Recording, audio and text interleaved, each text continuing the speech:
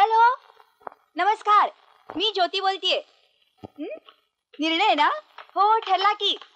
मुक्ता पसंत आहे आम्हाला. एक मिनिट, दादालाच देते. बोल. कोण आहे? देसाई काका. हो. हॅलो, देसाई काका. नमस्कार. माझी पसंती ना पक्की आहे. पण बाकी सगळं आईच ठरवणार. थांबा, आईलाच फोन देतो. आई ये ना. अगं, इथे पेपर मधलं कोडं काय सोडवतेस? हे कोडं सोडव आधी. दोघांचा तर जुलमच आहे माझ्यावर.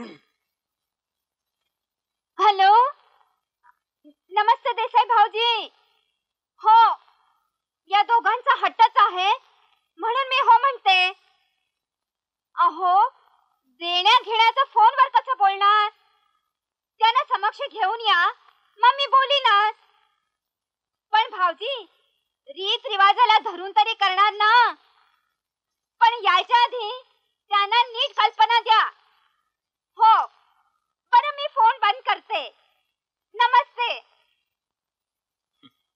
बरं आहे, मी निघतो. साईटवर बरीच काम आहेत. संध्याकाळी यायला उशीर व्हायला. बाय.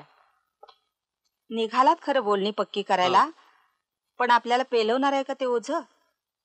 फार बडी माणसं आहेत म्हणे ती. बडी असली तर ती माणसंच आहेत आपल्यासारखी. पैशानं श्रीमंत आहेत एवढंच. म्हणूनच भीती वाटते. कारण पैशानं मोठी असणारी माणसं मनानं फार लहान असतात. काय काय अटी घालतात कुणास ठाऊक. तुम्ही नका काळजी करू वहिनी. अहो, मी आहे ना दोन्हीकडचा. सगळं व्यवस्थित जमेल. पण सांभाळा हा भाऊजी, नाहीतर हे बोलता बोलता घसरतील आणि नको त्या अटी मान्य करतील. पाहिलं ना देसाई, मुलीचं लग्न ठरवायला निघालोय तरी अजून मापं काढते. खरं सांगू वहिनी, अगदी सोन्यासारखं स्थळ आहे. म्हणजे आपल्या मुक्तासारखं रत्न त्या सोन्याच्या कोंडाळ्यात अगदी शोभून दिसेल. बरोबर. आणि मी म्हणतो तिचं भलं होणार असेल, मी कशाला आडी येऊ? नाही पण नाही, आता थांबू नका. अनेक शंका काढत बसेल. चला बघू. हे घ्या, आम्ही जातो. वहिनी, तुम्ही काही काळजी करू नका.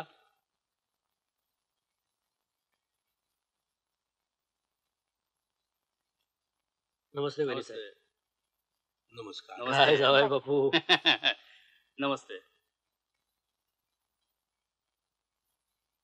नमनाला धडाभर तेल नको, शुभारंभच करूया.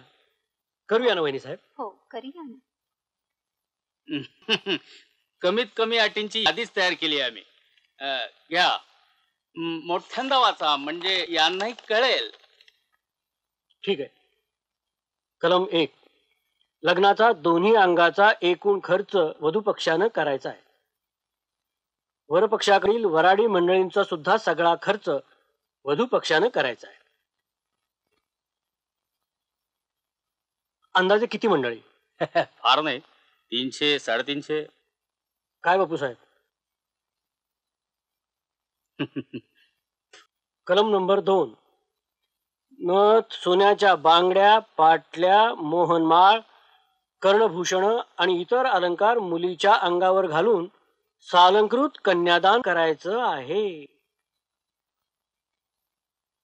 कलम नंबर 3, मुलाच्या पोशाखासाठी वधू पक्षानं ₹5001 फक्त मुहूर्ताच्या आधी 8 दिवस तरी वर पक्षाला रोख द्यायचे आहेत. 2 सेट करणारा काय पोशाखाचे? तसं नाही देसाई भाऊजी, पोशाख म्हणजे नुसता पोशाख नाही. गळ्यातली चेन, लॉकेट, अंगठी हे सगळं आलं. खरं म्हणजे 4 तोळ्याचा गोफ, आणखी हातातलं घड्याळ पाहिजे होतं. पण यांची ऐपत नाही ना. कलम नंबर 4, वरदक्षिणा म्हणून वधू पक्षानं ₹30,000 फक्त एवढी रक्कम सीमांत पूजनाच्या वेळी वर पक्षाला द्यायची आहे. बहिणी साहेब, हे रीतरिवाज तुमचे फार अवघड व्हायला लागले. अहो, 2 लाख रुपये देऊन लोक पाय धरतात आमचे. काय बापू साहेब, तुम्ही तर काही बोलतच नाहीत. या मोठ्या लोकांच्या समोर मी काय बोलणार? तुम्हीच बोला माझ्या वतीने. तसा मी दोन्ही बाजूकडचा आहे.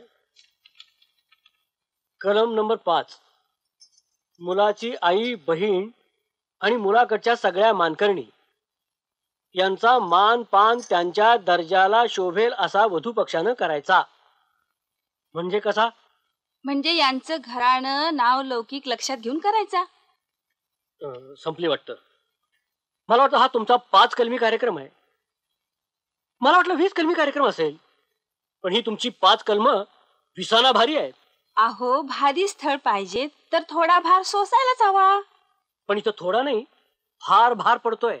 अहो देसाई भाऊजी, तुम्हाला कल्पना नसेल, आमच्या बंगल्याचं नुसतं फर्निचर 1.25 लाखाचं आहे. हो, मुलाच्या लग्नात घ्यायचं आणि मुलीच्या लग्नात द्यायचं ही तर जगराटीच आहे. ज्योतीच्या लग्नात याच्यापेक्षा चौपट द्यावं लागणार आहे. ते तर खरंच. शिवाय घरात येणारी सून म्हणजे लक्ष्मी. तिनं जर घरात भरभरून आणलं तर घरची बरकत वाढते. म्हणजे बोलणंच खुटलं. वहिनी साहेब, तुम्ही न सुटणारं गणित घातलं या ना. आम्ही मागणी घालायला आलो नव्हतो. एवढं देखील होत नसेल तर पोस्ट मास्टरनी आपल्या मुलीला तलाठाच्या मुलाला द्यावे. पोस्ट मास्टर असलो तरी मुलीच्या सुखासाठी सर्वस्व पणा लावायची तयारी आहे माझी. देसाई, सर्व कलम मला मान्य आहे. बसा बसा बापूसाहेब. वहिनी साहेब, बसा. चला तर, दोन्ही बाजूनी मान्य आहे तर मग आता मुहूर्त. वहिनी साहेब, मुहूर्त अक्षय तृतीयेचा धरायचा. हो. परमेश्वर कृपेनं सगळं चांगलं हो. बरं, येतो आम्ही. चला बापूसाहेब. नमस्कार.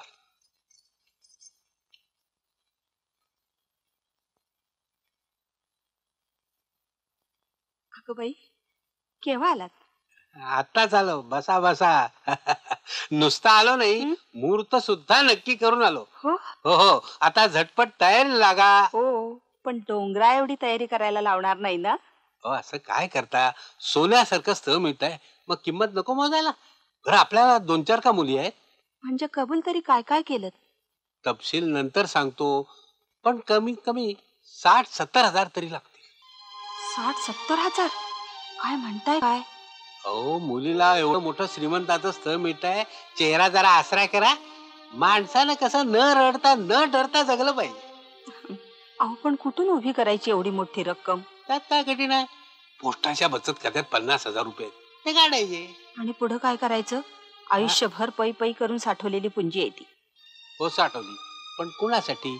आपल्यासाठी. आपलं काय राहिलंय आता? परत ते 50,000 झाले. बाकीचे करू काही व्यवस्था. काहीतरी का? माझे दागिने आहेतच की. मला तरी कुठे दागिने घालून मिरवायचा आहे याव्यात. सुशीला, लेकीपेक्षा दागिने का मोलाचे आहेत? मुक्ता, तू केव्हा आलीस? मघाशीच. मी ऐकलंय सगळं. होय, छान झालं. मनोजला पाठवला पेढे आणायला. हा हा, आलाच की. बापू, हा. पेढे हा, असं का? पेढे देवा पुढे ठेव. सगळे. अरे, तुला काय करायचंय?